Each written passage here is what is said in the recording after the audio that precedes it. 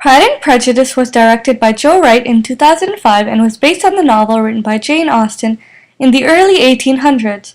The film adaptation of Pride and Prejudice takes place in the 19th century in a small village called Longbourn, which is located in England.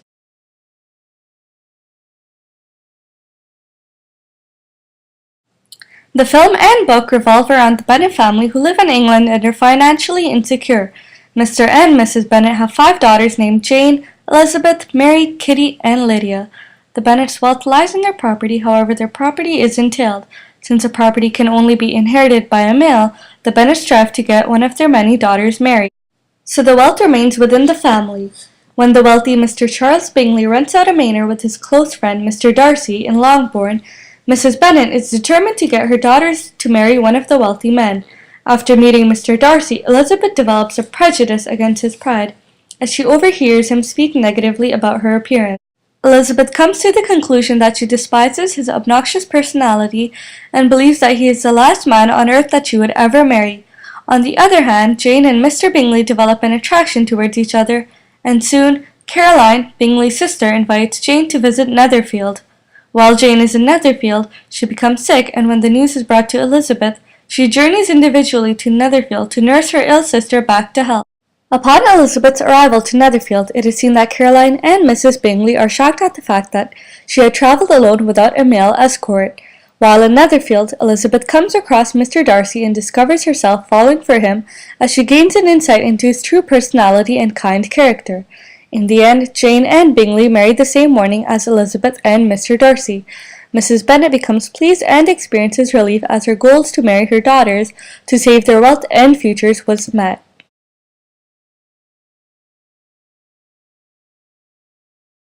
The film takes place in the 18th century in Longbourn, England. The Bennet family live in Netherfield, a small town in England. The town consists of large houses and an antique culture. Also, in Netherfield, everyone is familiar with each other, which greatly reflects the 1800s society. The soundtrack in this film consists of softer tones and music.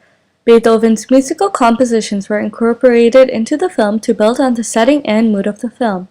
Also, in many scenes, we can see that the dominant character in the play is often playing the piano. In most scenes, it is visible that Elizabeth was playing the piano. Elizabeth playing the piano also reflects her wise and outspoken personality. Also, a major instrument that was used to develop the soundtrack was the violin to demonstrate a fast-paced scene. The compositions that were played in the film were mainly of a calming and relaxed mood. Many follies are also incorporated into the scenes to enhance the flow of the film. Some background noises, also known as follies, that are in the film are birds chirping, footsteps of people dancing at the ball, doorbells, and also the noise of a door being shut. However, some compilations did not hold significance in the film. In the film, we can see that the village has an antique feel to it as the colors are dull and mellow. The director chose these colors and tones to reflect the simplicity of the 1800s society. Women mainly dressed in mellow colors and long gowns with little cleavage showing. Women also often wore the color white to signify their purity and simplicity, whereas men dressed in suits and usually wore black or white colors. It is also seen that the characters dressed accordingly to their social class, as rich individuals wore detailed clothing, whereas the inferior individuals wore simple and plain clothing. Props are also majorly used in this film as they replace the description that is given in the novel. Props are also used in the film to bring the 1800s time period to life.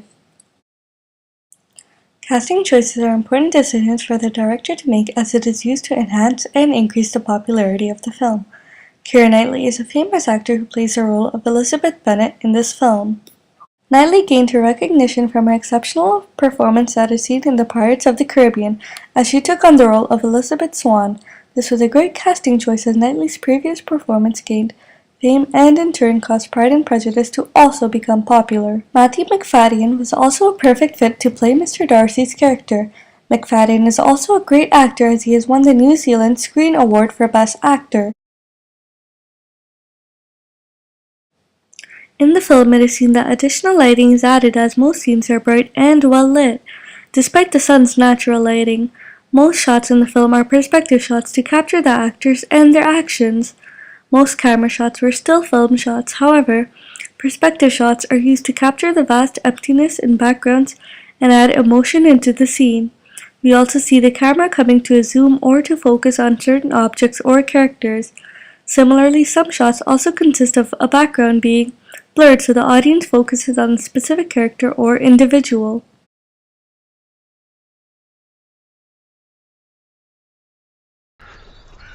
You write uncommonly fast, Mr. Darcy. You're mistaken, I write rather slowly. How many letters you must have occasion to write, Mr. Darcy? Letters of business, too. How odious I should think them. It is fortunate, then, that they fall to my lot instead of yours. Do tell your sister that I long to see her. I've already told her once my desire. I do dote on her. I was quite in raptures at her beautiful little design for a table. Perhaps you will give me leave to defer your raptures till I write again. At present I have not room enough to do them justice. Well, I think it's amazing you young ladies have the patience to be so accomplished. What do you mean, Charles? You all paint tables and play the piano and embroider cushions. I never heard of a young lady, but people say she is accomplished. The word is indeed applied too liberally. I cannot boast of knowing more than half a dozen women in all my acquaintance that are truly accomplished. Nor I, to be sure. Goodness, you must comprehend a great deal in the idea. I do. Absolutely. She must have a thorough knowledge of music, singing, drawing, dancing, and the modern languages to deserve the word. And something in her air and manner of walking. And of course she must improve her mind by extensive reading. I'm no longer surprised at your knowing only 6 accomplished women. I rather want to know you're knowing any. Are you so severe on your own sex? I never saw such a woman. She would certainly be a fearsome thing to behold. Miss Elizabeth, let us take a turn about the room.